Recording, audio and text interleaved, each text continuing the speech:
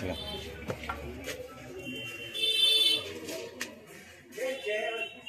আছে বলে মনে হয় ছিল এইখানটা ছিল এখানে ছিল, এখান থেকে পর আমার ডাক্তার কাছে দেখতে পাই না, কিন্তু আমি এগুলো চেনে ফেলে দেবো। হ্যাঁ ফেলে দিচ্ছি।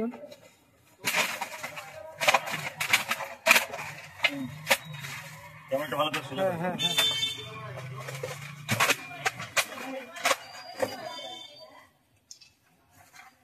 দূরে যেতে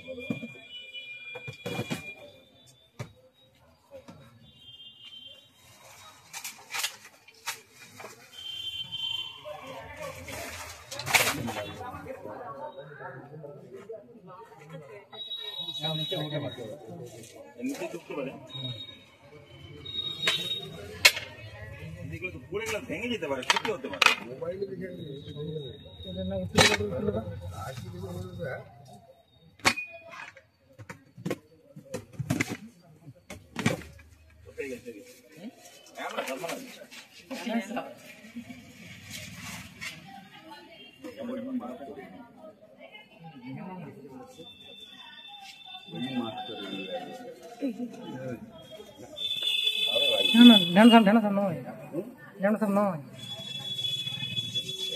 হ্যাঁ হ্যাঁ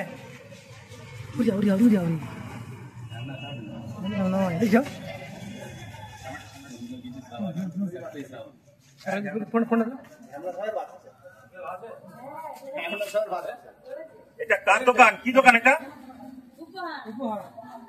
সোনাখালী বাজার, দাসপুর টু পশ্চিম মেদিনীপুর উপহার বলে একটা স্টেশনের দোকান।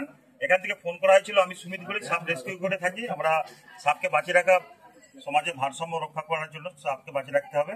তাই আমি এসেছিলাম। সাপটিকে নিয়ে গিয়ে আমি গভীর জঙ্গলে ছেড়ে দেবো।